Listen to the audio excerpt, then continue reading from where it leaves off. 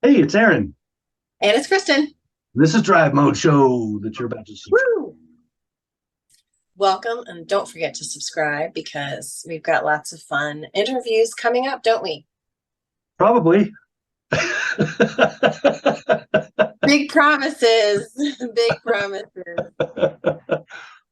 uh, I think we will have some good stuff coming up. The Rebel just finished, so there's a lot to talk about with that. There's also some kind of interesting things happening in the industry right now that don't involve UAW strikes. Whoa, who knew? Today, though, we want to talk about one of the things that is happening to the industry, which is electric vehicles, especially this specific one. Yeah, this is a hot one, and I am looking forward to hearing your take on the Ford Mustang Mach-E.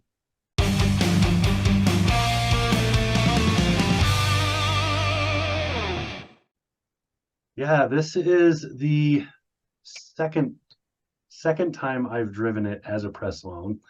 I drove it last year, and I drove it just about a couple weeks ago, and and then there's big new things coming for next year for it. So Um, very interesting vehicle, and by far my favorite performance electric right now. Um, Wow, okay. yeah, like even with all these hot vehicles that everybody wants to talk about with performance, I think that out of all of them, this one deserves the most accolade purely because Ford took the leap and put the Mustang name on it, knowing what kind of flack they were going to get for that. Um, but I think it was a great choice because Mustang means performance if you're talking about Ford, and this is a really well done performance vehicle. It's marketing genius, really. I mean, the Mustang name is iconic. They've got to think about the next generation, so I get it. I get it. What I want to know is, since the last time you drove it, I don't think a lot has changed, but what are your three favorite things about it? You said this is your favorite electric performance vehicle on the market. Yeah, my first favorite is that most people don't know that it's that performance oriented. Most people see it and they just think, oh, it's that electric SUV. They put the Mustang on so they can hope to sell more of them. It's only people that have driven it that realize that it's the next iteration of Mustang. It's taking Mustang. So just a couple of generations ago, Mustang finally had an independent rear suspension or axle. So they got rid of that solid axle build that had been the Mustang for decades and had been for the last part of that its detriment. It'd been its biggest downside. And they went with that independent, which allowed a lot more maneuverability. This is that same thing next generation. So this is taking that and moving it to the next notch, which is not just electric propulsion, but all of the balance and maneuverability you can create because of that. So it's a huge, a big step forward, a generational move. And I think it's something that most people, especially detractors, the old guard Mustang types, that they don't seem to understand is that's what this vehicle stands for. It's the next generation of what's happening. All right. So what else did you like? So last year I drove the GT, and being able to get to 60 miles an hour in under 4 seconds in a car that looks like, I mean, it's sleek, and there's some things that give away that it's electric, like the fact that there's no engine noise and there's no grill, but it's a very sleek looking family SUV, right? It's comparable in styling to like Porsche Cayenne, things like that. And so most people wouldn't expect it to be wicked fast. They'd expect it to be fast, but not like I just made two lights while you were still getting started fast. um, so the GT is a whole lot of fun, but you lose a lot of range in return for all of that power. with Right. the standard one. So I drove a regular one this year. It's called they have a new name for it, but it's basically the all-wheel drive model. Um, and it's called the E4 or something like that. And it's basically what you would think of as the everyday get around model of this, but you're still under 5 seconds for that 60 miles an hour.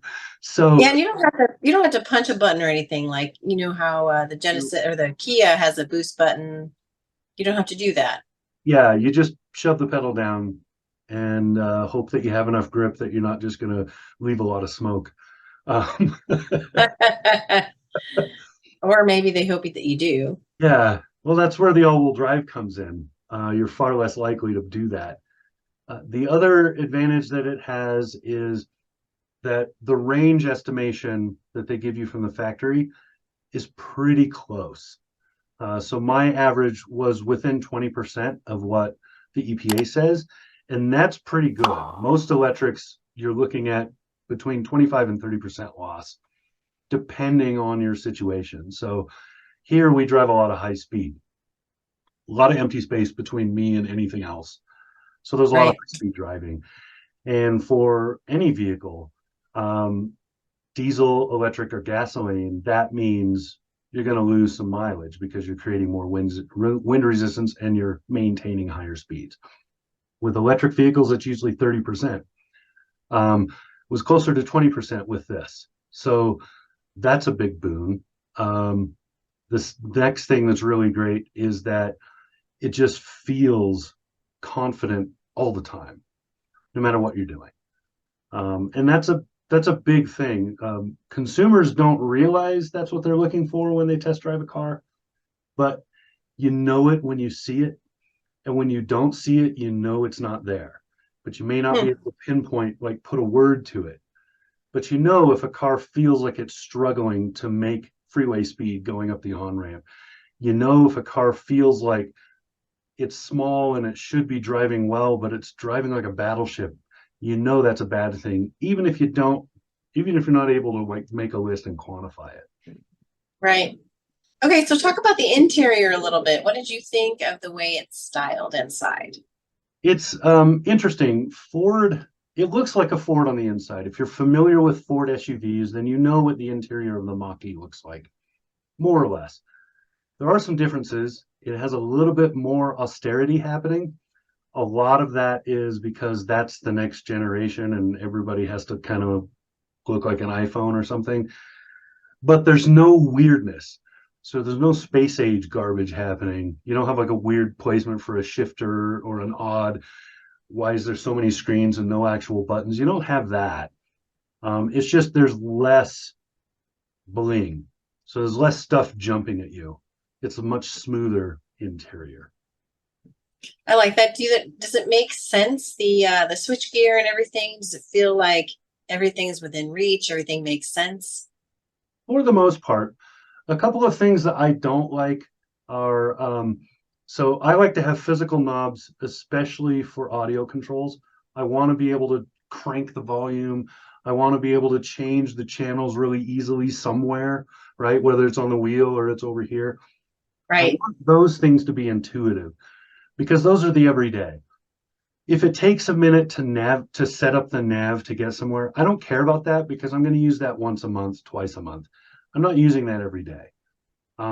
If it takes a minute to figure out how do I change this toggle so that it doesn't have the I don't know, say lane keeping assist on, that doesn't need to be right there with its own button and its own thing. That's okay if it's a couple of menu hits in because I'm not using that every day. But Right. I want to be able to change stations, change the volume. I want to be able to uh, I want to be able to make a phone call via the Bluetooth.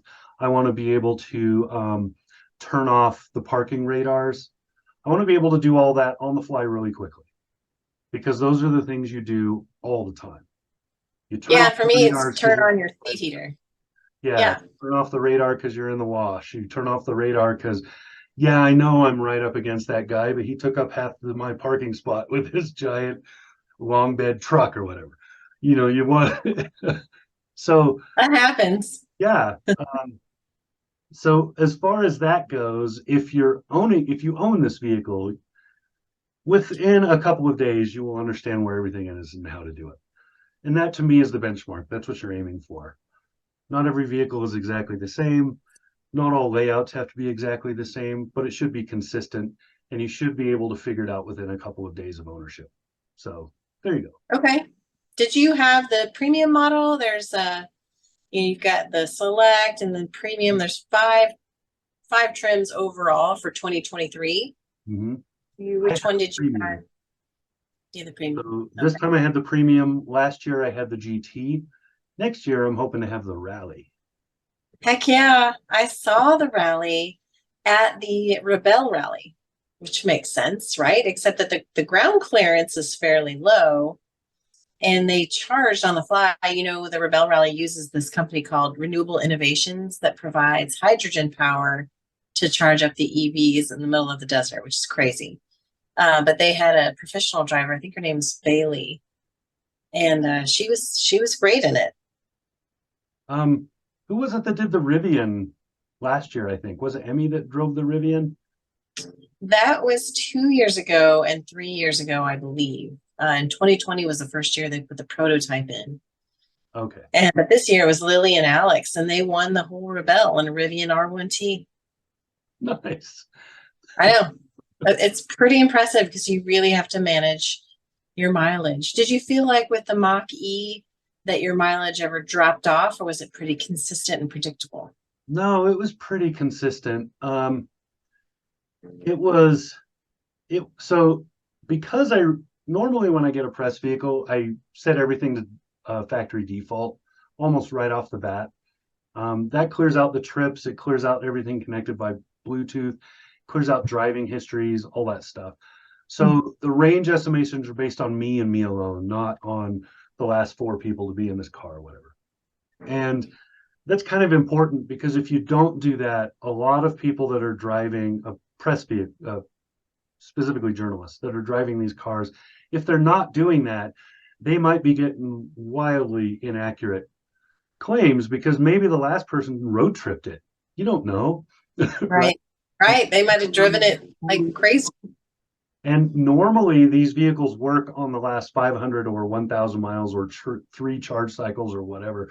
They'll have a slightly different metric, but their estimation on the dashboard is based on something like that. So if you delete all of that, so it's only what you're doing, by the end of that week of driving it, I usually can tell whether or not I'm pretty close. One thing that I will say is that the Mach-E, both last year and this year, was much more consistent in charging than was the Ford Lightning. Lightning varied greatly in how well it would charge off my charger, my wall. Like there's no variance there. It's a dedicated circuit. It's 50 amps. There's no difference. But it varied wildly in how it was taking charge. How, like, I can look at the chart when it's charging or after it's charged, and the amount of amperage it was taking would go up and down constantly. Whereas in the Mach-E, it peaks like most electrics do, and then it peters off as it gets fuller because it's slowing down the charge to let the batteries cool. That's normal with every electric vehicle, and the Mach-E was a consistent 25% to 100% in about 6.5 to 7 hours. It was really consistent. So that's a really good sign. That means that the battery management is very well done there.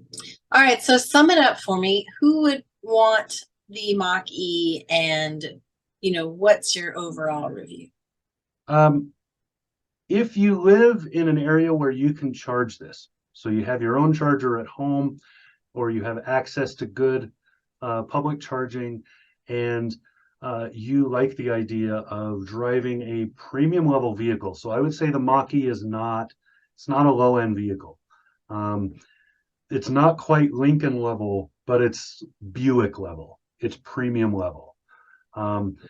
So if you want that sort of comfort and convenience, then this is definitely one that would be on your list. And then if you like the idea of not pumping fuel, You'd rather plug in every night or a couple times a week or something. Um, this is a great choice.